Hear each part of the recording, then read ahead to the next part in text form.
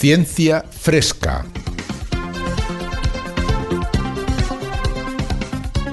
Un espacio de cienciaes.com para comentar las noticias de ciencia más interesantes de la semana. Con Jorge Laborda Fernández y Ángel Rodríguez Lozano.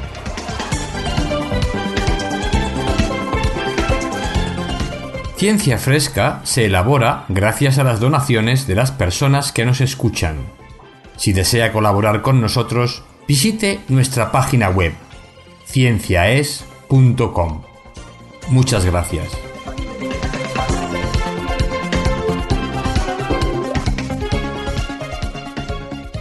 Comenzamos Ciencia Fresca una semana más y ya el último programa de este verano. Y ahí está Jorge Laborda, a punto de coger las vacaciones. Hola, ¿Jorge? sí, bueno, a punto de dejar en este caso la facultad, pero de vacaciones este año voy a tener yo pocas porque me tengo que preparar una asignatura nueva para el curso que viene, que empieza en septiembre, y me parece que el mes de agosto me lo voy a pasar estudiando ciencia. Pero bueno, esto es fantástico. A mí me encantan unas vacaciones de estudiar ciencia, tengo que decirlo, ¿eh? O sea que no hay problema. Bien, en ese caso no hay vacaciones. Nos dedicamos a esto, yo tampoco me voy, ¿eh? Así que pueden estar tranquilos, seguirán recibiendo programas, aunque de Ciencia Fresca vamos a tomarnos un descanso durante el mes de agosto, precisamente para darle tiempo a Jorge Efectivamente. de que prepare esa asignatura nueva, pero bueno, nosotros continuaremos. No, pero yo continuaré con el kilo. Exacto. Y tú continuarás con los demás programas, Exacto, ¿no? O sea, seguiremos que con esto los está programas, porque hay que darle programas que escuchar a todas las personas que estén o no de vacaciones. Efectivamente. Bueno, pues vamos allá con los temas de hoy. Hoy empiezo yo, ¿no? Sí, me parece que sí, Ángel. Pues yo traigo dos temas. Uno, como no puede ser de otra manera, tratándose de mí, pues nos va a llevar al espacio exterior. Y vamos a hablar de planetas solitarios. Planetas solitarios. Planetas errantes. Planetas que errantes o solitarios, bueno, tienen un montón de nombres, pero básicamente son planetas que no están ligados a una estrella, o bien, si están ligados, tienen órbitas tan amplias que no se ha detectado ni siquiera alrededor de qué estrella orbitan, ¿no? Es curioso porque estamos acostumbrados a ver que se están descubriendo sistemas planetarios porque se utilizan las estrellas base para detectar esos planetas. Pues no, estos no están ligados y sin embargo sí se detectan mediante un sistema de lentes gravitacionales que voy a explicar después. Muy bien. Bueno, pues este es el primer tema, y el segundo tema es más ligado lógicamente a la Tierra y a lo que le hacemos básicamente a la Tierra, ¿no? Son propuestas que se hacen, podemos decir, de geoingeniería, que pretenden aportar ideas que permitan sobrellevar o por lo menos paliar los efectos del cambio climático en el que estamos inmersos. Claro, si es geoingeniería es a nivel planetario. Claro, ¿no? es ingeniería a nivel planetario, y entre ellos pues se proponen, en la revista Science aparecen concretamente dos artículos y una editorial en los que se proponen métodos que lo que pretenden es modificar las nubes, y digo modificar las nubes en sentido amplio porque hay varias opciones. Una es modificar las nubes altas que se llaman cirros, que son esas nubes veladas que dejan pasar bastante luz, y otra sería sembrar nubes, sí, nubes ya más potentes, que realmente lo que hagan es devolver al espacio parte de la energía que llega de la estrella. Tanto unos como otros se analizan en estos artículos y avisan de que la cosa no es nada fácil. Estos son mis dos temas. Da un poco de miedo esto, sí, da un poco de miedo de la geoingeniería esta, ¿no? Muy bien, pues nada, luego nos lo cuentas, Sí. Muy interesante. ¿Y los tuyos? Sí, los míos están también dos. Uno de ellos, el primero es, intentamos explicar, o bueno, parece que hay un descubrimiento que intenta explicar por qué los cetáceos son tan diversos. Ya sabemos que los cetáceos hay, bueno, muchas especies. Están los dos grupos de cetáceos fundamentales, que son las ballenas con barbas, que obviamente no tienen dientes, que se llaman los misticetos, y luego están los odontocetos, que como su nombre indica, pues son cetáceos con dientes.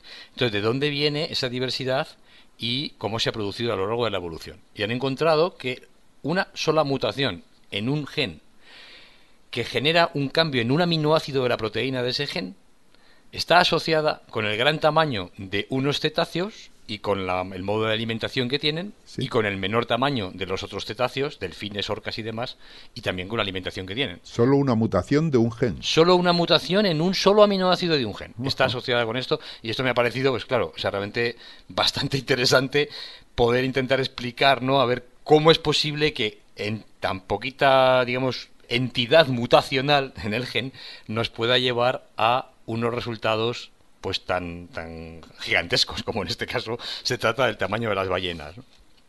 Entonces esta sería la primera noticia. Sí. Y la segunda noticia, pues yo creo que tiene que ver bastante con la vida diaria, es un estudio sobre el favoritismo en los grupos humanos.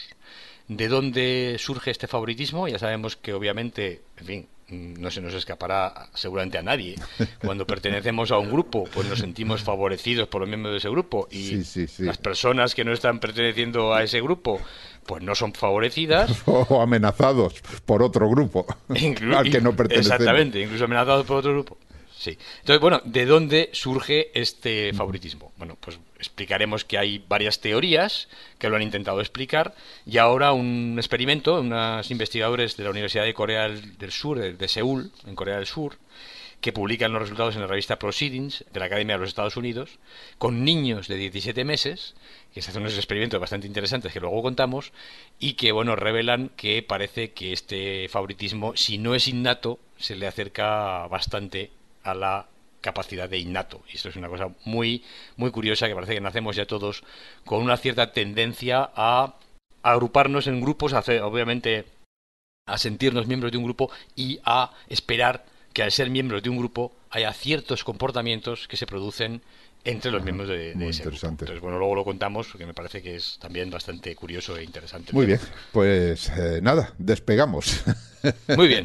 Y despegamos hacia lo desconocido, podemos decir, porque, como he dicho antes, se trata de un artículo que se publica en Nature, en el que se habla de una gran variedad de planetas que en principio no están ligados a una estrella, como serían los planetas, como la Tierra está ligada al Sol, o cualquiera de los planetas de cualquier sistema de los que se van encontrando.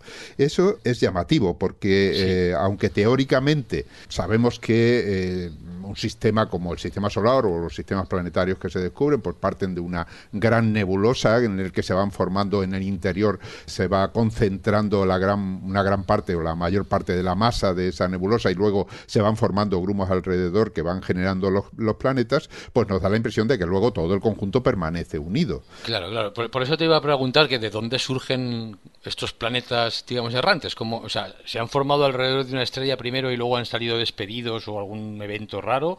¿O se han formado ya, digamos, por su cuenta? ¿Se sabe algo de esto? Hay dos teorías en ese sentido.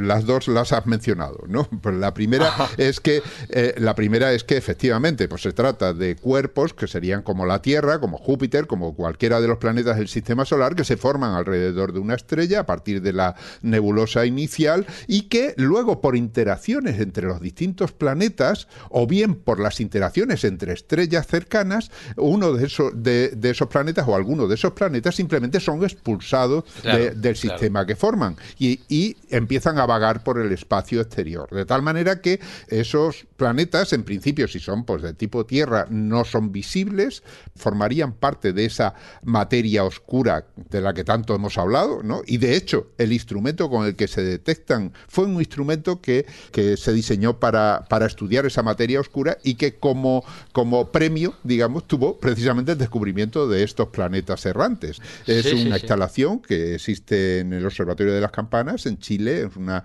instalación, bueno, un telescopio que lo lleva la Universidad de Varsovia, y que concretamente, precisamente, de la Universidad de Varsovia es el primer autor del artículo este que menciono yo, que se llama Zemek Roth. Y bueno, pues con este instrumento desde 1992 empezaron a intentar observar la materia oscura del universo. Claro, lo que tendrían que hacer era observar una gran cantidad de estrellas a la vez. De esa cantidad enorme de estrellas, por eso lo apuntaban pues por las regiones muy pobladas, como es el bulbo galáctico o las nubes de Magallanes. Ahí esperaban que iba a haber más cantidad de materia oscura. Claro, había más cantidad de materia visible, y también posiblemente por el efecto gravitatorio. Claro. pues habría más No, materia oscura. indudablemente. Lo que intentan con eso es ver cómo se comporta la materia que vemos, y si esa materia que vemos resulta que tiene comportamientos anómalos porque falta masa, que es al final donde van siempre a la hora de detectar la materia oscura. Lógicamente, si no la podemos ver, lo único que podemos hacer es detectar su presencia en la materia visible, en la materia que sí vemos, ¿no? Por los efectos que hace en la materia visible. Claro. Eso es. Pues resulta que entre las millones de estrellas, los millones de estrellas que se observan en esas zonas, algunas sufrían cambios de luz. Claro, esos cambios de luz reflejan la existencia de planetas, ya lo hemos dicho muchas veces. Hay un método de detección de planetas que es el método del tránsito, que viene a ser un eclipse, en el que un planeta gira alrededor de una estrella, pasa delante de ella, y al pasar delante de ella la luz de la estrella disminuye. Claro. Ese es uno de los sistemas habituales. Otro es simplemente por el bamboleo de un planeta. Si es lo suficientemente grande, pues el bamboleo que produce en la estrella, porque los dos giran alrededor del centro de masa, pues ese bamboleo, aunque no se vea el planeta, puede indicarnos, y de hecho nos indica la presencia de un planeta. Pero ocurrió otra cosa curiosa, y es que en determinadas estrellas se producía una variación de luz que no estaba asociada al paso periódico de un planeta. No era periódica, esa variación de luz era un poco aleatoria. No era periódica, pero además no solo se produce una variación de luz en la que la luz disminuye, sino que la luz podía aumentar, porque se producía como una amplificación de la cantidad de luz que lleva. ¿Y eso cómo podía pasar? Eso se produce pues ¿cómo? Pues con una lupa. ¿Y qué lupa puede haber? Pues un planeta errante, un planeta probablemente no ligado a la estrella, que se encuentra en el camino de la visual entre nosotros y la estrella. Al pasar por delante ese planeta, por efecto gravitatorio, lo que hace es curvar los rayos de luz que nos vienen de la estrella. Ya hemos hablado de eso en otras ocasiones. Lo hemos hablado, y entonces lo pueden concentrar hacia nosotros, y como consecuencia nosotros recibimos más luz de la estrella porque se ha curvado. Claro, o bien, claro. Sí, como hace una lupa, porque la lupa curva la luz y te la concentra en un punto, digamos. Exacto. O bien puede ocurrir, puede dar otro efecto, que es que distorsiona la imagen de la estrella y nos produce un arco, que también hemos hablado de eso, que es otro de los efectos, ¿no? Entonces se produce un arco o una circunferencia, como un anillo de luz en lugar de un punto. Esos son lo que llamamos efectos de lentes gravitacionales, pero lógicamente ahora estamos hablando, nosotros habíamos hablado de las lentes gravitacionales en cuerpos, digamos, de gran masa, es decir, cuando teníamos en galaxias efectivamente. Núcleos de las galaxias. Eso es, pero en este caso... Pero aquí estamos hablando de planetas. De planetas, por eso se llaman microlentes gravitacionales. Y estas microlentes gravitacionales nos dan una idea de cómo es esa lente. Es decir, no nos interesa la estrella, la estrella sabemos que tiene un brillo determinado, que prácticamente no cambia, sino el cambio de brillo de esa estrella nos indica cómo es ese planeta que ha pasado por delante, aunque no lo veamos. Porque lógicamente no se puede ver, las estrellas siguen siendo... Sí, un planeta de mayor masa pues distorsionará un poquito más, un planeta de menos masa distorsionará menos. Y lo importante menos. Es que distorsiona durante más tiempo. Si el planeta es más grande, tarda más tiempo en pasar, es decir, distorsiona más esa luz, y por lo tanto tenemos el efecto que dura más tiempo. Si el planeta es más pequeño, entonces el efecto del lente gravitacional es más pequeño.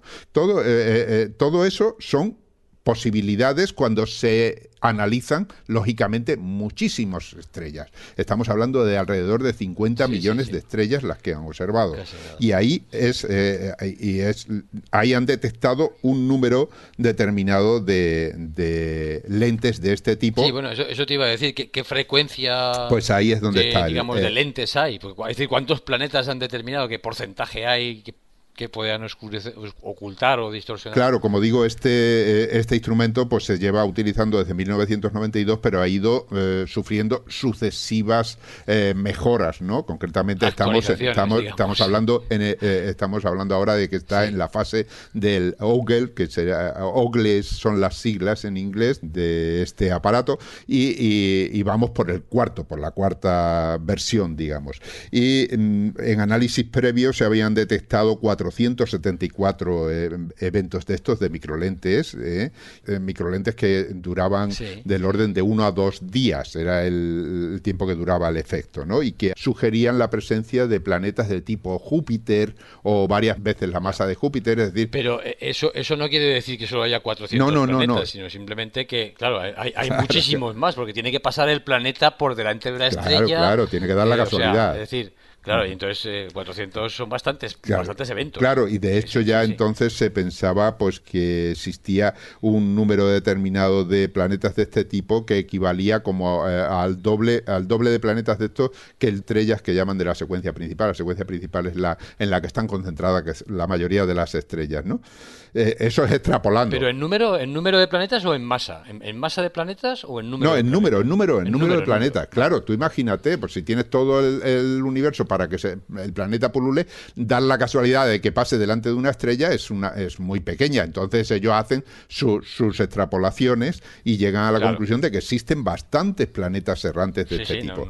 Claro. Bueno, en esta ocasión se han detectado un total de 2.617 eventos, es decir, pero claro, no porque haya más, sino porque se han mejorado el instrumento, y esto entre 2010 y 2015. A pesar de todo, cuando han extrapolado los datos en función de eso, han reducido la cantidad de planetas que debe haber libres. O sea, ahora las cuentas le salen alrededor de 1/4 del número de estrellas de la secuencia principal. O sea, que han pasado del doble de planetas a un del cuarto. Del doble a solo. un cuarto. Van ajustando, ¿no? Pero de todas formas siguen siendo muchísimos. Sí, siguen claro, siendo muchos. siguen siendo muchísimos. Sí. Pero lo interesante de este artículo es que dentro de estos, gracias a la mejora, se han detectado pues una serie de eventos que son de muy corta duración, del orden de medio día de duración. Y claro, esto ya no son planetas grandes del tipo de Júpiter, sino planetas bastante más pequeños, del tamaño terrestre, según dicen ellos.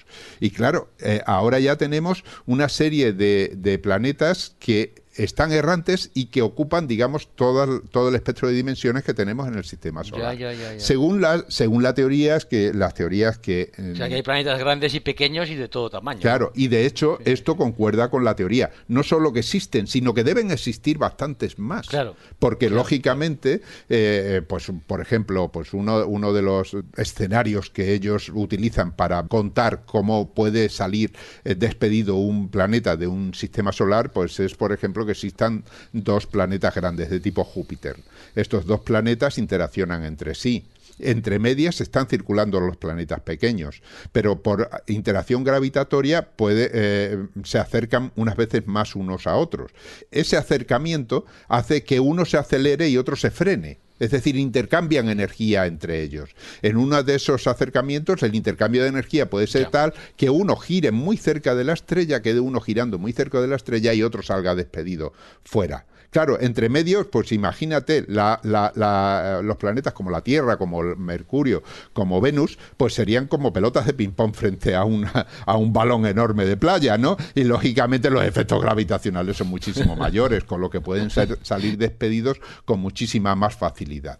Todo esto sirve para hacernos una idea de que ese universo que nosotros estudiábamos, que era facilón, en el que decíamos hay una galaxia y hay un sistema solar que tiene planetas, si no sabemos nada más, ahora se está complicando de una manera tremenda. Existen sistemas planetarios, muchísimos, y existen además planetas errantes, y que esos planetas errantes además no se pueden ver, no se pueden detectar. O sea, podría ocurrir, ¿por qué no?, que pasara uno de ellos cerca del sistema solar en un momento dado, incluso lo atravesara o nos diera un buen susto. No sabemos realmente la cantidad de este tipo de materia oscura que existe por ahí. Esperemos que de aquí a septiembre no pase ninguno y podamos disfrutar de las vacaciones un poco, ¿no?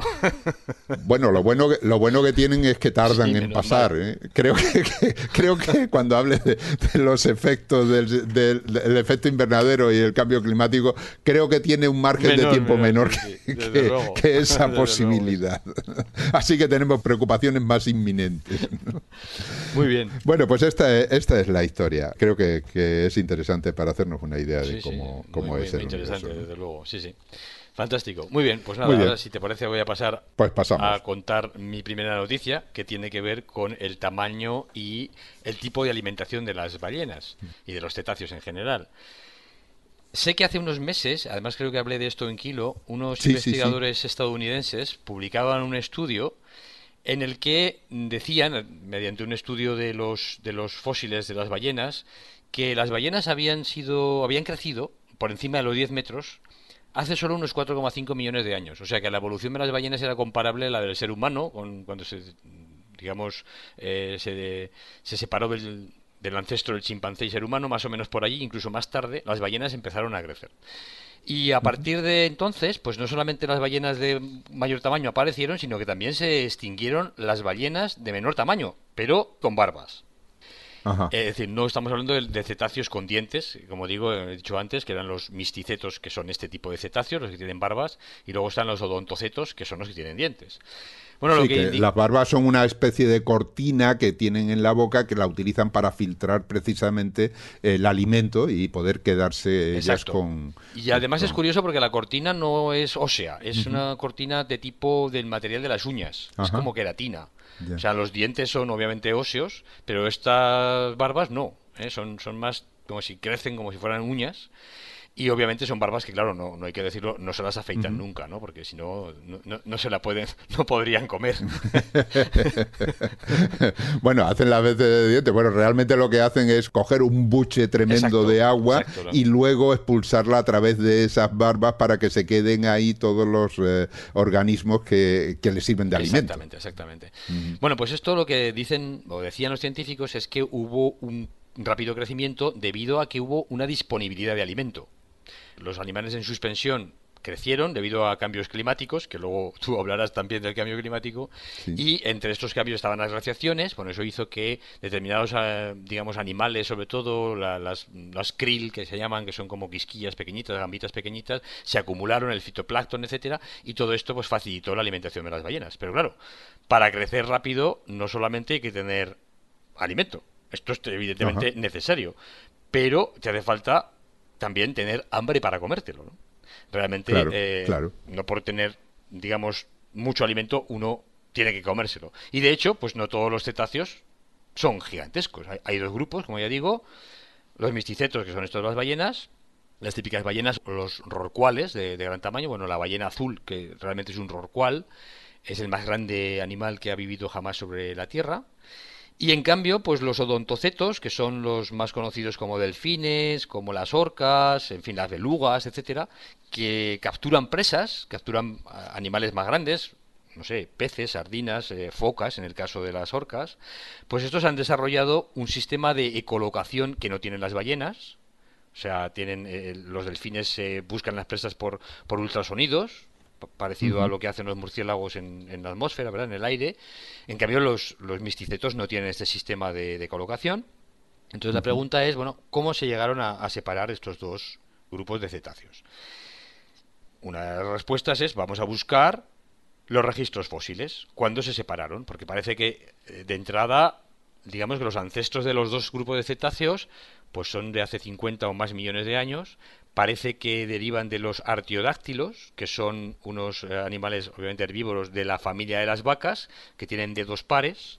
Sí. Algún artiodáctilo ancestral empezó a meterse en el agua. Al principio sería como un hipopótamo actual, es decir, un animal que podía vivir, era anfibio, que podía vivir tanto en la tierra como en el agua. Al final se acabaron adaptando totalmente al agua, ¿no? Ujú. Y bueno, a partir de allí, pues se distinguieron los dos grupos. Esto pasó hace unos 34 millones de años. O sea, hasta hace 34 millones de años solamente había un grupo de cetáceos. A partir de allí empezaron a haber ya dos.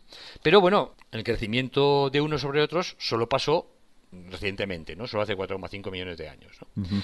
Bueno, entonces, ¿qué factor, además de la disponibilidad de alimento, puede ser el que aumente el tamaño, es decir, pueda conducir a un aumento de tamaño? Y evidentemente es el apetito. Claro, hay que tener ganas de comer y además esa alimentación tiene que revertir en un control del crecimiento, es decir, en hacer que el cuerpo no engorde solo, sino que realmente a lo largo de las generaciones vayas aumentando de tamaño, ¿no? Claro, claro, Necesariamente, eso es lo que te iba a claro, decir, porque bueno, yo puedo comer muchísimo, pero lo único que consigo es estar gordo, mi esqueleto claro, exacto, sigue siendo igual de grande, ¿no? efectivamente. Bueno, la cuestión es que si hay una mutación de alguna manera en algún gen que controla el apetito, pues a lo mejor tus hijos, tus nietos, los bisnietos, etcétera, van a tener más apetito, van a crecer más y van a controlar el tejido adiposo y la obesidad de una manera diferente que la tuya, porque todo va en ese sentido, ¿no? Quiere decir entonces que de alguna manera la evolución seleccionaría a aquellos que al comer más su organismo se adapta a ese exceso de Claro, comida y crece más, porque claro. si no moriríamos de obesos. Claro, y crece más, lo cual es una ventaja evolutiva. Por ejemplo, pues no se lo come un predador, Claro, o sea, resiste ataques de otro tipo de animales, lo que sea, que beneficia un mayor tamaño. claro. Es lo que se cree que pasó con las ballenas. Ujú. Hubo una serie de condiciones que favorecieron el mayor tamaño. Obviamente eso fue una ventaja reproductiva para ellas, ¿no? Bueno, lo que sí que se sabe, hoy ya esto está estudiado, que es que el hambre y la saciedad están bajo el control de unas redes complejas de genes que conectan fisiológicamente, digamos, los tejidos encargados de almacenar la energía que comemos, por ejemplo, el tejido adiposo, el sistema digestivo, es decir, tengo hambre, el estómago manda señales al cerebro, el cerebro obviamente es el que recibe esas señales y estimula la sensación de hambre. Entonces, todo este tipo de cosas están integradas y pues estos sistemas están todavía algunos siendo estudiados. Pero uno de los muy importantes, hay un sistema que se llama el sistema de la melanocortina, que es el sistema que han estudiado una serie de investigadores chinos y estadounidenses en las ballenas, porque piensan que este sistema podía ser uno de los más importantes en explicar esa diferencia de apetito, esa diferencia de tamaño en los cetáceos en este caso, ¿no? Sí. Y analizan entonces varias especies de misticetos y de odontocetos Ujú. en ese sistema de la melanocortina, secuencian el ADN y encuentran una mutación en uno de los genes. Bueno, antes de contar la mutación y qué es lo que pasa con esta mutación, creo que es importante que expliquemos un poquito más qué es esto del sistema de la melanocortina, ¿no? Que realmente es un sistema, digamos, hormonal, pero al mismo tiempo también neuronal, que es uno de los que más se conocen y que es una serie de circuitos neuronales que tienen la capacidad de detectar pues señales de hormonas, de nutrientes, de varias señales, digamos también incluso neuronales.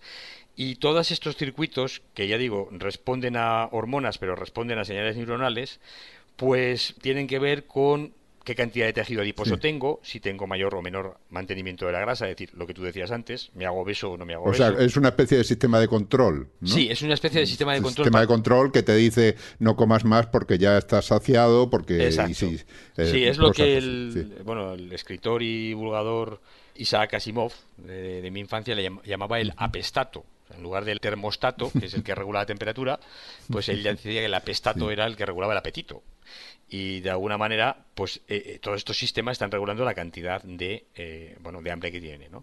Sí, Y sí. además este sistema de la melanocortina se ha demostrado en estudios también en animales que no solamente está implicado en la homeostasis de la energía, es decir, en el control de la energía que se gasta y de la energía que ingerimos, sino también en el crecimiento del cuerpo. Es decir, que variaciones en este sistema hace que los animales sean más grandes o más pequeños. Por tanto, de alguna manera, ese alimento, esa hambre, esa cantidad o esas ganas de comer, pues me revierten no solo en la cantidad de tejido adiposo, como hemos dicho antes, sino en un mayor tamaño corporal. Con lo cual, bueno, este es un sistema que parecía ser pues bastante idóneo para estudiar, ¿no? ¿Qué es la melanocortina? Bueno, pues estos son hormonas que están formadas por aminoácidos, por péptidos, por un trocito pequeñito de proteína que están formadas, bueno, hay varias melanocortinas que están producidas por distintas fuentes, están producidas a partir de un precursor, que es una proteína precursora. Esta proteína precursora es cortada en trocitos y cada trocito de ellos es una hormona distinta. Y según el trocito que sea, pues va a interaccionar ese trocito con un receptor particular, que es una proteína en la membrana de alguna célula, puede ser de una neurona, de un adipocito o lo que sea, y al recibir esta señal, pues la célula va a hacer algo que antes no hacía. No sé, va a enviar una señal a otras células, Ya. va a ponerse a acumular grasa, va a ponerse a quemar grasa, lo que sea. Uno de los receptores que tienen estas células para las melanocortinas es el receptor que se llama el receptor número 4, que este es específico, o sea, reacciona solo frente a un tipo de melanocortina que se llama la alfa. La MSH alfa es la que es específica de este receptor.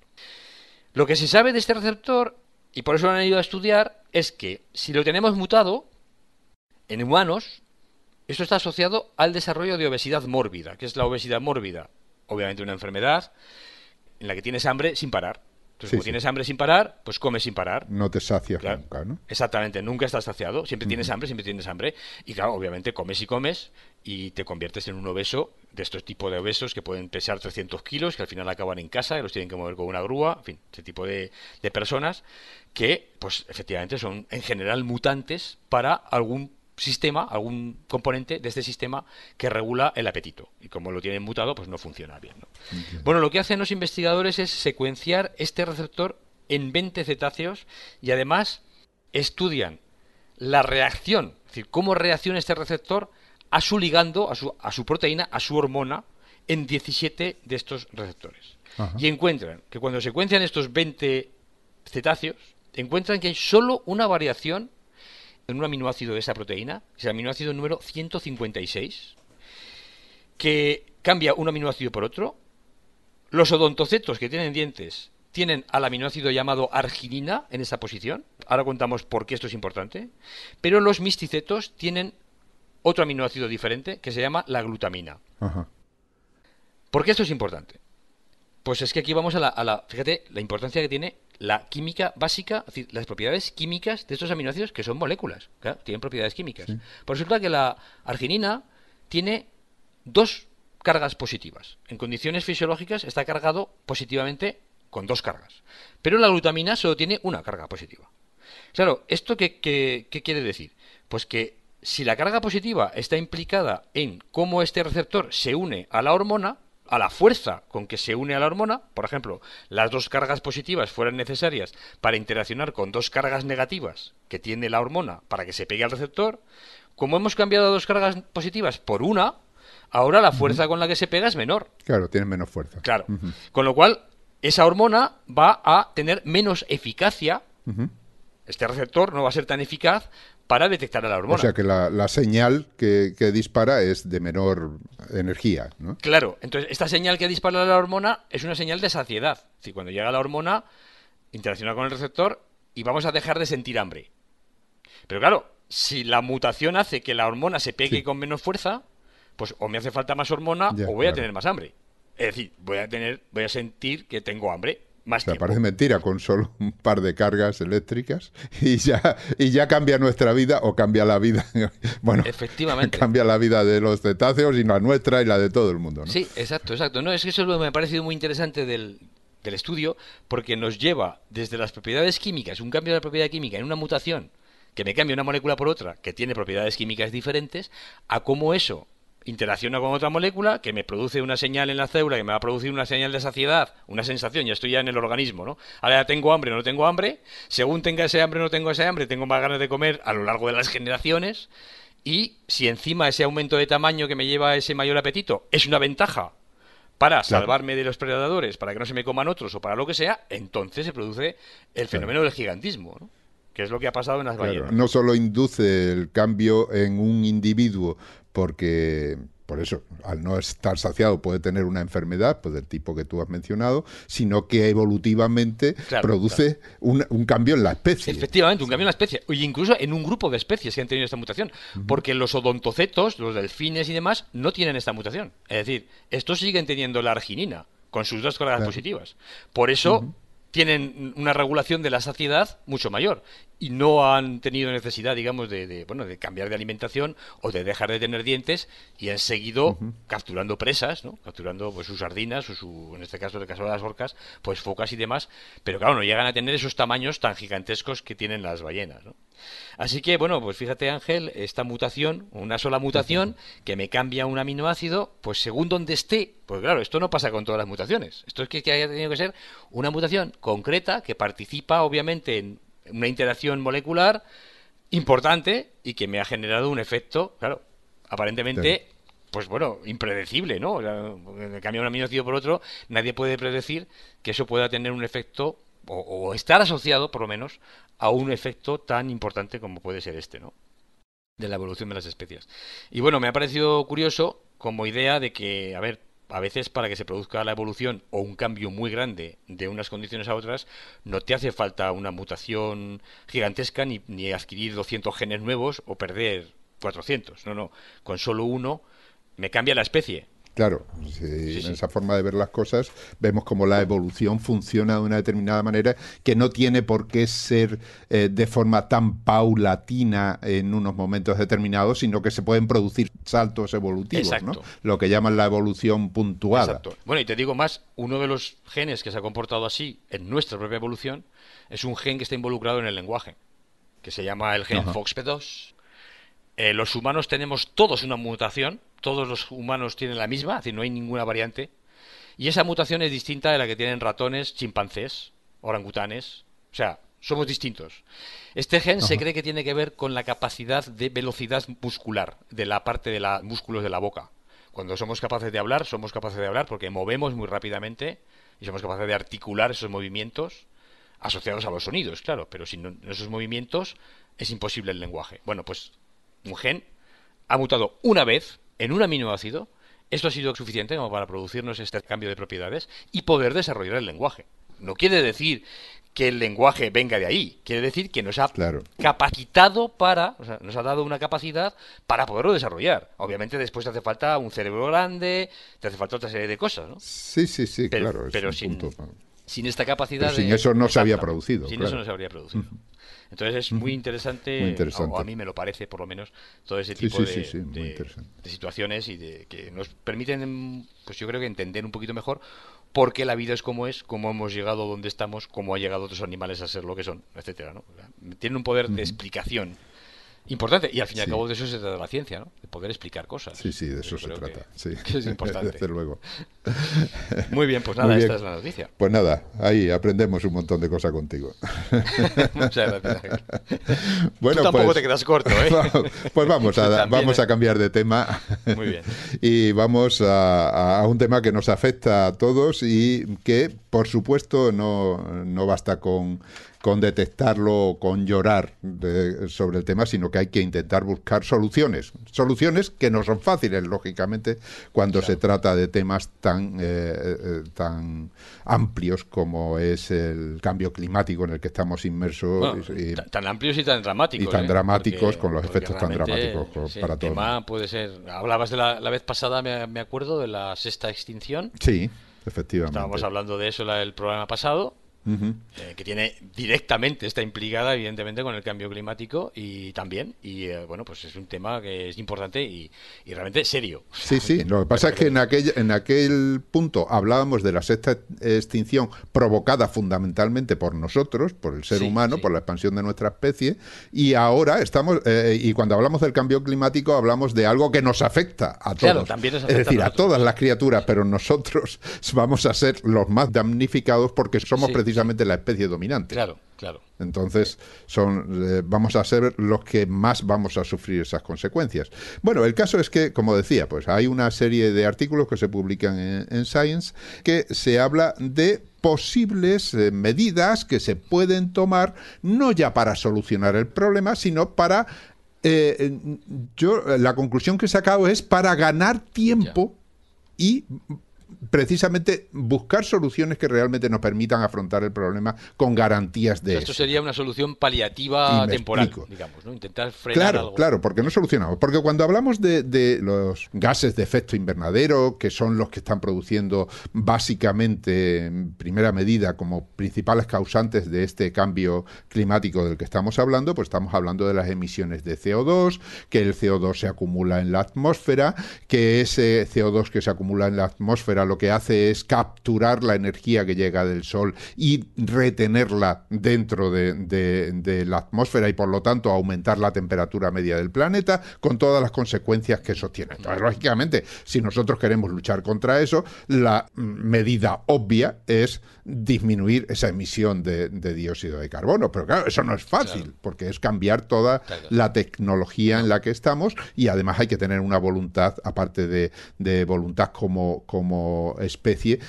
tiene que haber una voluntad política como sabemos todos, ¿no? Y no voy a meterme en ese tema. Sí, además a nivel global. Entonces, no vale que un país lo haga solo, porque no vale para nada, tiene que ser toda la humanidad, porque esto es un problema y luego, global. ¿qué otras cosas se pueden hacer? Pues dentro de las cosas que se proponen era lo que llamábamos antes la geoingeniería. Es decir, vamos a intentar intervenir en algunos procesos naturales que lo que hacen es favorecer ese efecto invernadero y ese cambio climático para paliarlo o modificarlo de alguna manera. Dentro de lo que se ofrece como posibles, no digo como posibles soluciones, sino como posibles intervenciones, pues está, por una parte, el de modificar el cómo la atmósfera retiene o libera ese CO2, o cómo libera esa energía. No vamos a centrarnos solo en gases de efecto invernadero, sino en la energía que, como hemos dicho, es la que se acumula. Y ahí juegan un papel muy importante las nubes.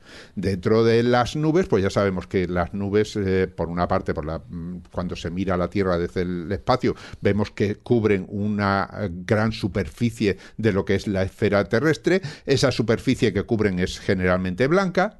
Al ser blanca, lo que quiere decir, está reflejando parte de la luz del Sol hacia afuera.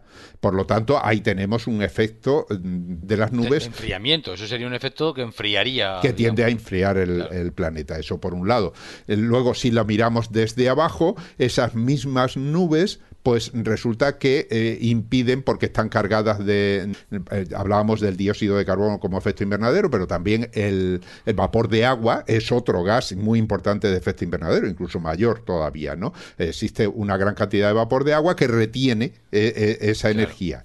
¿Qué podemos hacer con esas nubes? Pues hay distintas opciones. O sea que en este caso lo que harían las nubes desde el punto de vista de abajo sería calentar. Por arriba reflejan, enfriarían teóricamente, pero por debajo. Claro, entonces lo que tenemos ahí. La roja no la dejan que se escape y por tanto calientan. Claro, lo que tenemos es un balance realmente. Un poco contradictorio, sí. O sea, claro, es un balance, porque que por una parte refleja, por otra parte impide que se escape energía, pues depende de lo que gane de esos dos factores, tenemos una acumulación de energía o no, que básicamente es lo que está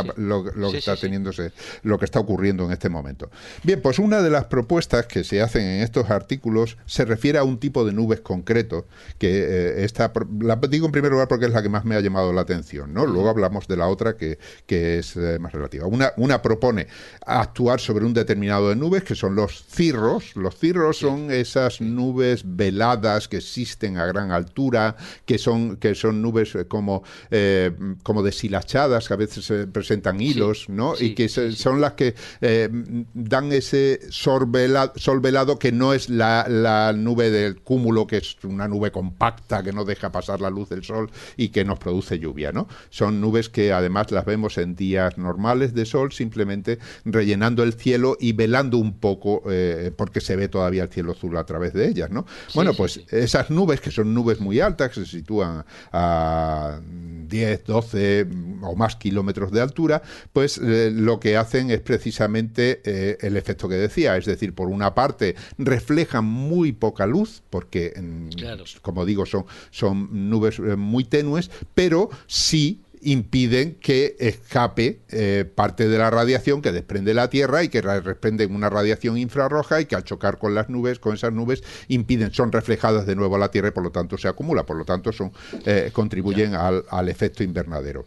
Bien, pues esas nubes que además nosotros potenciamos, porque tenemos una serie de medios de transporte, como es la aviación, que vuela a gran altura y que va desprendiendo una serie de gases, que esos gases tienen partículas en las que son semillas en las que se van uniendo el vapor de agua y va formando nubes, y todos sabemos, lo vemos porque están las estelas de los aviones ahí. Las estelas de los aviones ahí nos lo están recordando todos los días. Bien, pues lo que proponen en este artículo, en este primero que hablo, es crear una especie de cirro artificial, pero un cirro artificial que se forme a menor altura, es decir, más abajo de lo que son los cirros normales. El objetivo de esta propuesta es doble. Por un lado, tenemos cirros que al formarse a más baja altura tienen más atmósfera por encima de ellos. Es decir, que hay una parte de la radiación de onda larga o la radiación infrarroja que se crea a lo largo de toda la atmósfera. Por lo tanto, la que se crea por encima ya es reflejada por los cirros, pero hacia arriba, es decir, en sentido contrario. Estaríamos favoreciendo la emisión de energía hacia el espacio. Por otro lado, además, al formarse esos cirros a más baja altura, pero de una manera determinada, duran menos, pero roban vapor de agua y evita la formación de los cirros naturales que tienen tendencia a formarse más arriba, porque secuestran de alguna manera el vapor de agua. Bueno, voy a explicar un poco cómo se forman estos cirros para que no nos perdamos. En general, las nubes, como he dicho, se forman a partir de semillas. Esas semillas pueden ser, pues, por ejemplo, una molécula... O sea, semillas te refieres a micropartículas o a partículas en Sí, suspensión. sí, lo que llamamos micro... Bueno, por eso hablo de semillas, porque ahora voy a decir de qué tipo, ¿no? Pues semillas pueden ser compuestos de azufre, como puede ser ácido sulfúrico, que en un momento determinado se atrae moléculas de agua. Moléculas de agua, sí, es higroscópico, atrae moléculas de agua a su alrededor y crean una especie de núcleo. Exacto, por eso digo semilla, y entonces se va formando alrededor. Una vez que se van acumulando las moléculas de vapor de agua, se forman cristales de hielo. Ese cristales de hielo va creciendo y va formando la nube. Pues, otras partículas, eso son partículas muy pequeñas, porque son prácticamente moléculas y por lo tanto son las fundamentales a la hora de crear esos cirros. De hecho, se le llaman una formación homogénea, porque son partículas todas muy pequeñas y más o menos de tamaños muy similares. Luego hay otro tipo de partículas que son más grandes, que pueden ser, por ejemplo, pueden ser partículas de polvo que vienen del desierto, que son ya granos realmente, ya no son moléculas, y por lo tanto ahí se produce una concentración mayor de vapor de agua, y lo que hacen es que, aunque hay menos cantidad, se forman cristales más grandes. Claro. Y esos cristales más grandes, pues entonces le dan más volumen a la nube. Si nosotros sembramos, es lo que proponen estos investigadores, si sembramos precisamente con ese tipo de partículas más grandes, que pueden ser, se pueden utilizar tanto partículas de polvo, pues un polvo muy fino que un avión la vaya disgregando, o con un globo que lo vaya, globo sonda que lo libere en un determinado momento. Sí, o incluso ahora drones a lo mejor también, ¿no? Los drones también podrían servir.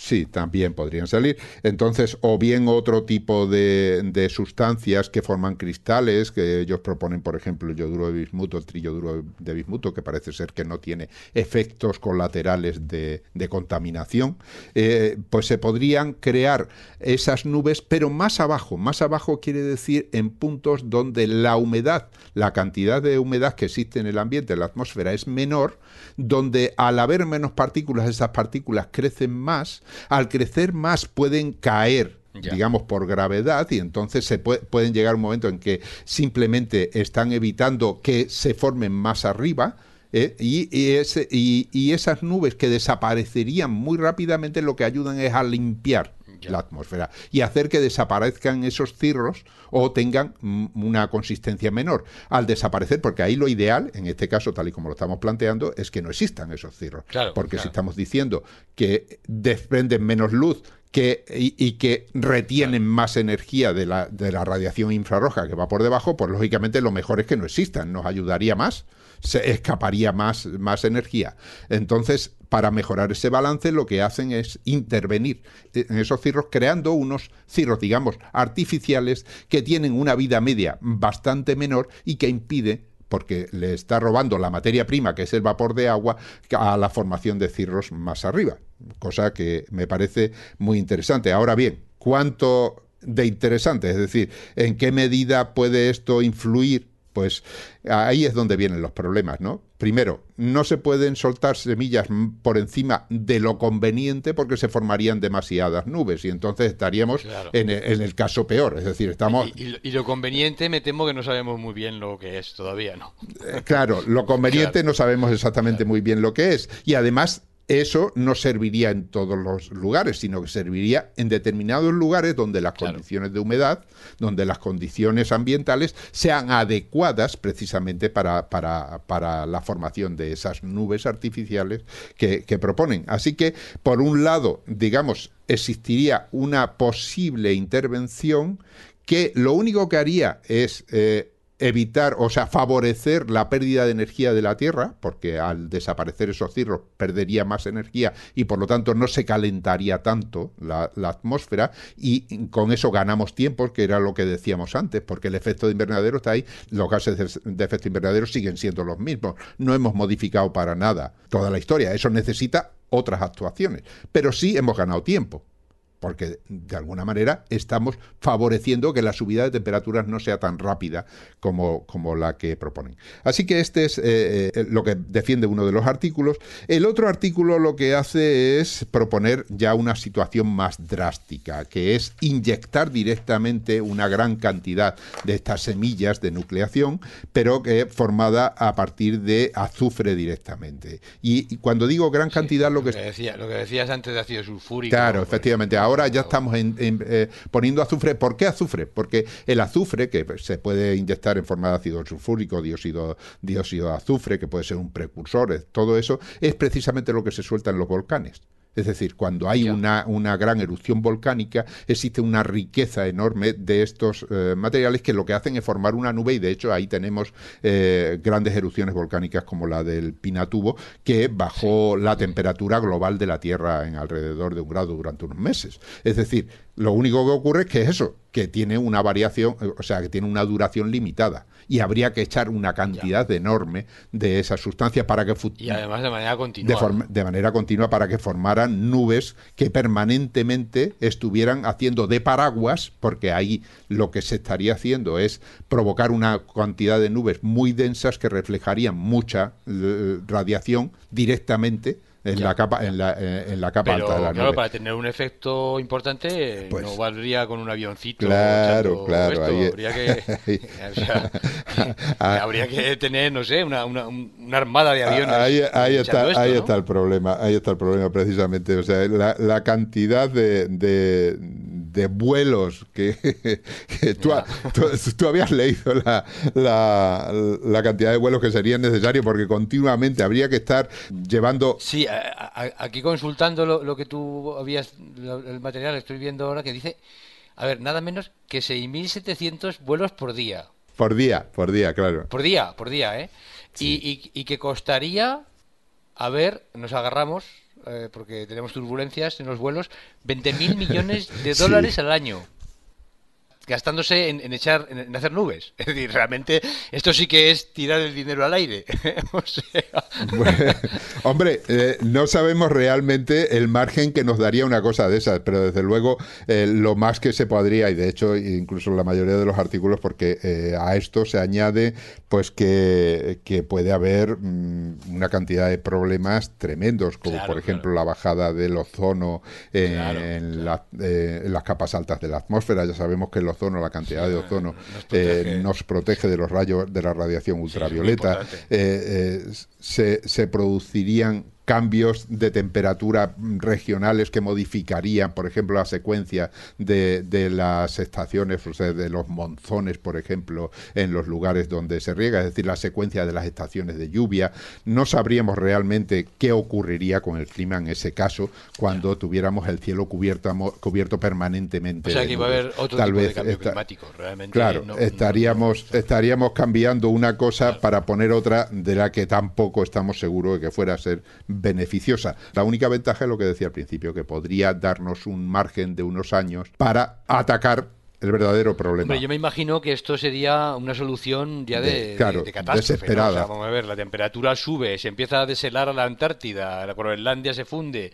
O sea, necesitamos ya intervenir, porque si no se interviene, el efecto iba a ser todavía más dramático. Entonces, aunque no supiéramos realmente todos los efectos de esto, pues supongo que para entonces, para cuando se tuviera que intervenir, porque esto esperemos que no sea mañana, pues los científicos habrían ya posiblemente determinado mejor cómo hacer esto, cómo modelar, en fin.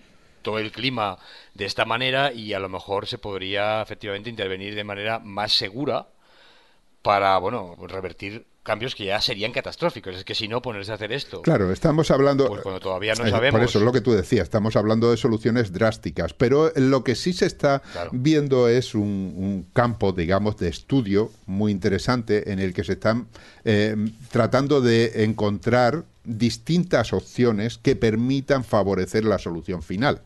Que Claro. creo que ahí es donde está el quid de la cuestión, ¿no? La solución final, La evidentemente, solución final dejar sería dejar de usar el petróleo y combustibles fósiles. controlar Claro. la cantidad de gases de invernadero que existen y que seguimos emitiendo, pues como si aquí no pasara nada, ¿no? Y yo creo que en ese sentido, pues todas las opciones que se manejen y que se estudien serán bienvenidas, porque tarde o temprano, pues algunas pueden dar con, no digo con una solución, pero sí con puede darnos el margen suficiente como para reaccionar, que creo que es lo importante. Sí, sí, sí, muy bien. No, la verdad es que es muy interesante. Son temas que, bueno, tienen unas implicaciones importantísimas para toda la humanidad Hmm. y realmente creo que conviene que los sepamos, que sepamos qué esfuerzos los científicos están haciendo para intentar comprender esto, intentar paliar los efectos de nuestro comportamiento en este sentido un poco irracional, ¿no? Claro, y teniendo en cuenta que las soluciones nunca son fáciles, y mucho menos en un problema de este calibre. Claro, claro. Muy bien. Bueno, pasamos a Pues si la te cuarta. parece pasamos a la última noticia que también tiene que ver con nuestro comportamiento, bueno, yo creo que que en algunos casos también bastante irracional, ¿no? Y como decía al principio, pues tiene que ver con el favoritismo en los grupos humanos y de dónde surge y por qué existe, ¿no? Y bueno, yo ya he dicho muchas veces que el ser humano pues es un animal tribal. Sí, Todos pertenecemos a tribus. De hecho, a veces pertenecemos a varias tribus embebidas unas en otras, ¿no? O sea, el sí, pueblo. tribus, clanes, de todo. Sí, exacto. Clanes, el pueblo, la comarca, la provincia, la región, el país, el partido político, el equipo de fútbol. Este es muy importante, este Sí. último, el equipo de fútbol, para algunos es su tribu Sí, favorita. sí. Entonces, claro, estos son tribus, son grupos. Y, bueno, todos, yo como digo, todos pertenecemos a más de una. Y bueno, lo que sí que está claro, yo creo que todo el mundo estará de acuerdo, es que una vez que pertenecemos a una tribu, estamos integrados en una tribu, pues vamos a favorecer a quienes consideramos miembros de la misma tribu, del mismo grupo. Sí, también está claro eso. Eso parece que está también establecido por la ciencia y ya no por la ciencia, por lo que es Por la la vida corriente experiencia. cotidiana, ¿no? Establecido por Exacto, la la ciencia y la experiencia. Exacto. Bueno, pues además, las investigaciones que se hacen en psicología social, que a mí me parece que es un área de la ciencia, a mí me resulta fascinante. Es decir, estamos haciendo experimentos con seres humanos, obviamente no les estamos haciendo nada raro, sino simplemente ver cómo se comportan, qué tendencias innatas salen o qué tendencias aprendidas salen en determinadas circunstancias experimentales. Es decir, vamos a sacar conclusiones sobre nuestra psicología, no ya observando solo, sino experimentando. Ajá. ¿Qué es lo que han hecho estos investigadores en el estudio que voy a contar? Y lo que se sabe es que en las investigaciones recientes de este efecto del favoritismo, pues la tendencia esta del favoritismo necesita muy poquito para manifestarse. O sea, se ha visto este favoritismo incluso cuando se asigna arbitrariamente a unos individuos como parte de un grupo y a otros a otra parte. Es decir, individuos que no se conocen de nada, tú los reúnes y le dices, bueno, a ti te voy a poner la etiquetita blanca en la solapa, ¿no? En el alfiler blanco y al otro le pones el alfiler azul. Y con eso ya es suficiente como para que sean de un grupo o de otro y que se favorezcan, que haya favoritismo de unos frente a otros. O sea, no sé, puedes seleccionar, como digo yo, a la gente por un criterio totalmente arbitrario, a ver quién tiene más pecas en el lado izquierdo de la cara. Pues esa gente va a formar parte del grupo A y los que tienen menos pecas al grupo B. Y ya con eso, ya la gente se integra en ese grupo y ya espera que, bueno, pues que se favorezcan unos a otros, ¿no? Lo que se sabe también de estas investigaciones antiguas, es decir, ya anteriores a este estudio, pues revelan que los adultos y los niños de 4 años, y ya mayores obviamente, ya muestran una preferencia clara por los miembros de su grupo. O sea que esto es una cosa que sucede ya en la infancia. Los evalúan de manera más positiva, es decir, por supuesto, si en fin, este es amigo del grupo, pues este es mejor que el otro que es de otro grupo, ¿no? Favorecen a la gente de su grupo en el reparto de recursos. Si tengo que compartir, qué sé yo, medio bocadillo con alguien, obviamente Sí, más vale dárselo a un lo amigo. comparto más. Claro, evidentemente lo comparto con el amigo que no con el otro, ¿no? Y además están más dispuestos a ayudar a los miembros que se consideran de su grupo que a miembros que lo consideran de un grupo diferente, ¿no? Entonces, bueno, ¿Por qué sucede esto? ¿Por qué cuando se clasifica a la gente basados en unos mínimos arbitrarios, en una serie de criterios arbitrarios, es suficiente para inducir el favoritismo? Bueno, pues esto, como siempre en ciencia, se establece un hecho, esto es lo que parece que sucede, ahora hay hipótesis que intentan explicar por qué pasa esto. Y se han considerado nada menos que al menos 4 hipótesis diferentes. Ajá. ¿Cuáles son? Una de ellas dice que el favoritismo es una manera de salvaguardar la autoestima personal de cada uno. Vamos, una hipótesis que se resume en somos los mejores. Ya, ya. Ya está. Hasta cierto punto puede ser cierta. Sí, tiene. Es bueno sentirse uno de los mejores con los demás de mi grupo. O sea, obviamente, mi grupo es el mejor y yo tengo una mayor autoestima, una mejor, digamos, imagen de mí mismo. Por esta manera, ¿no? Si favorezco a los míos... Me siento arropado por el grupo porque me mejora, vamos, el grupo me hace mejor. Exacto. Bueno, otra hipótesis dice que esto no es nada, en fin, no es innato, sino que es algo aprendido, una norma que se adquiere cuando uno se integra en un grupo. Y lo que dice la hipótesis es que los niños pues aprenden pronto, que los miembros de un grupo se tratan bien entre sí, se favorecen para conseguir un máximo beneficio. Y esto sería parte de un proceso cognitivo, un aprendizaje, un proceso cognitivo de integración en el grupo, ¿de acuerdo? Una parte de la socialización humana. Bueno, otra tercera hipótesis dice que este favoritismo dentro del grupo pues es una adaptación derivada del proceso evolutivo que ha sufrido nuestra especie. Sería una estrategia que se ha favorecido a lo largo de la evolución para asegurar el mayor beneficio personal por pertenecer a un grupo. Atención, mayor beneficio para mí, no para el grupo. Sería una especie de resultado toma y daca, ¿no? De favores. Si yo hago favores, favorezco a los míos, pero eso crea una deuda en esos míos que me tienen que devolver el favor. Entonces, si yo trato preferencialmente a los miembros del grupo, ellos me deben a mí, tengo menor riesgo de ser excluido por ese grupo y tendría posiblemente una incluso mejor reputación o un capital social, digamos, por haber ayudado a los miembros de mi grupo, pues eso. Claro. Lo mismo que si te presto a ti dinero, ¿no? Me lo debes, pues si voy prestando dinero, la gente me debe dinero, pues obviamente tengo un capital, en este caso un capital social, de la deuda que tienen otros miembros del grupo conmigo. Esa sería una tercera hipótesis. Y aún hay otra cuarta hipótesis que dice que el favoritismo, y esto es muy curioso, porque parece como que una hipótesis que realmente contradice casi un poco lo que pensamos del favoritismo, ¿no? Pensamos que el favoritismo es algo que está mal, que no debería existir, que es injusto. Hay veces que cuando, no sé, se está evaluando a alguien para un puesto de trabajo, para lo que sea, pues que sea... Sí, siempre. Claro, siempre que sea el amigo del jefe. Sobre todo, a no ser que nos toque a nosotros, seamos los favorecidos. Claro, efectivamente, en cuyo caso está bien, pero a veces pensamos que está mal. Bueno, pues esta hipótesis lo que dice es que es un resultado, el favoritismo es resultado de un proceso de moralización social, o sea, de aprender que eso está bien. O de sentir que está bien. Está bien ayudar a los miembros del mismo grupo porque se tiene una obligación moral de ayudar a los miembros del grupo, ¿no? Frente a la gente que no pertenece al mismo grupo. Entonces, si esta hipótesis es cierta, esto es lo bueno de las hipótesis científicas. Cuando tú tienes una hipótesis está muy bien, pero si no puedes predecir algo que va a suceder, si la hipótesis es cierta o falsa, no la puedes falsificar. O sea, yo tengo una idea, si esta idea es cierta, tendría que pasar algo. Y si es falsa, tendría que pasar otra cosa o no pasar eso. Si no es así, es una hipótesis que tiene poco valor científico. Bueno, pues esta hipótesis, en base a lo que se conoce de la psicología humana, sí tiene valor científico, porque predice algo, ¿no? Lo que predice es que los niños muy pequeños ya esperarían, de manera no aprendida, digamos prácticamente innata, que se produjeran comportamientos de favoritismo en el grupo. Sería algo así como que los seres humanos, pues, tenemos unas expectativas sobre el mundo, digamos, social, igual que ya se ha descubierto que hay expectativas sobre el mundo físico. Vamos a ver, niños muy pequeños, si tú les engañas haciéndoles creer que un camión que va a chocar contra una pared, un juguete, ¿no? Un camión de juguete va a chocar contra una pared, resulta que en lugar de chocar la atraviesa y aparece por el otro lado, pues muestran una sensación de asombro. ¿Qué está pasando aquí? El camión no debe atravesar la pared. O sea, nuestro sistema nervioso, cognitivamente hablando, ya nace con expectativas sobre el mundo físico que si generas experimentos en donde las violas, es decir, haces como que el niño, en fin, sufra esta violación de sus expectativas, pues muestra en su lenguaje corporal, son niños pequeños que todavía no saben hablar, muestran asombro, ¿no? Entonces esto es lo que han hecho los investigadores para intentar demostrar cuál es la hipótesis es cierta. De hecho, han estudiado esta última hipótesis, en donde han utilizado experimentos de violación de las expectativas. ¿Cómo ha sido? Bueno, ¿cómo se hacen estos experimentos de violación de las expectativas? Bueno, se han hecho ahora con niños de 17 meses de edad nada más, y lo que hacen es ver si cuando estos niños observan a personas adultas ayudándose o no ayudándose entre sí, Ajá.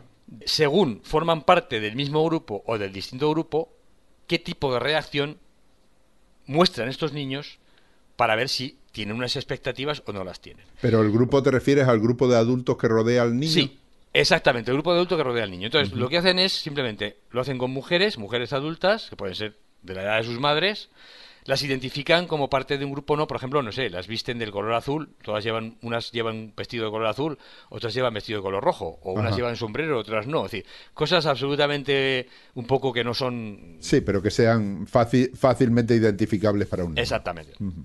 Son básicamente identificables por el niño para ver. Pues entonces los niños los colocan en una situación en donde observan el comportamiento de las mujeres, en situaciones en donde una de ellas necesita ser ayudada por la otra.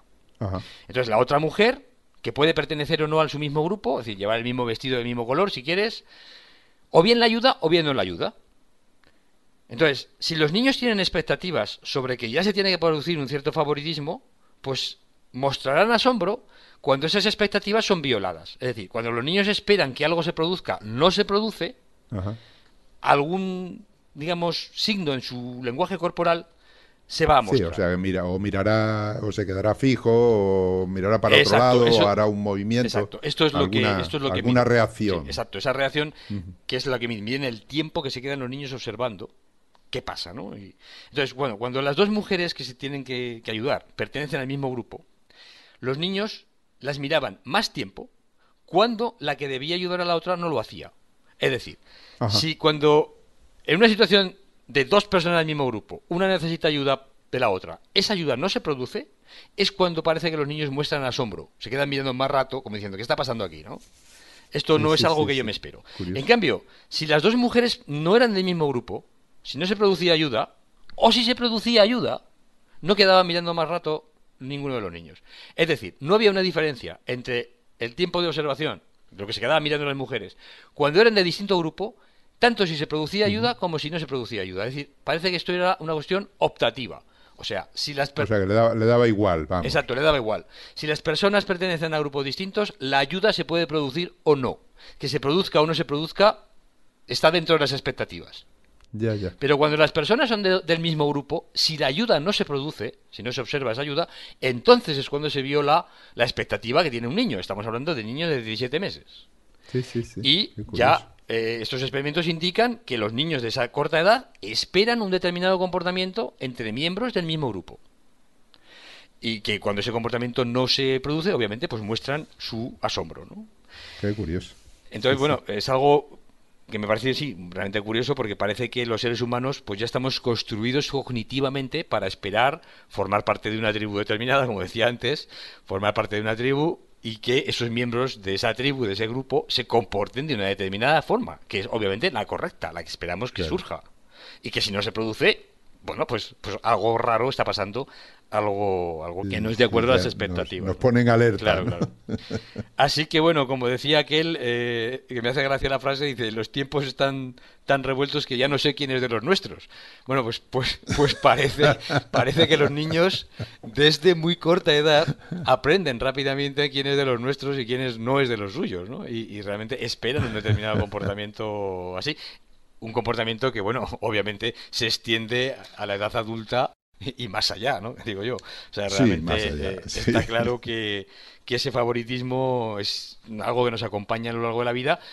Y bueno, hay quien echa pestes, que no lo entiende, esto es injusto, y es verdad, en algunas situaciones es injusto, y sobre todo hay injusto cuando hay conflicto entre los quien pertenece a un grupo o no, porque como decía antes, pues uno puede pertenecer a varias tribus, a varios grupos a la vez, y ahí, claro, se producen Ujú. conflictos, porque no todos pertenecemos al mismo número de grupos. En cualquier caso, esto parece que es parte de nuestra naturaleza.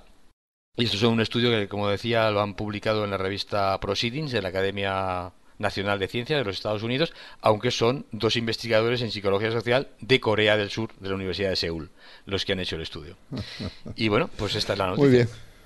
Pues muy interesante. Muy bien, me alegro que te haya gustado. Pues nos toca despedirnos hasta septiembre, Sí, por lo menos. hasta septiembre. Aquí, en Ciencia Esperemos Fresca. que en septiembre podamos volver. Nosotros seguimos, o sea, Ciencia sigue sacando programas, pero Ciencia Fresca nos tomamos un descanso.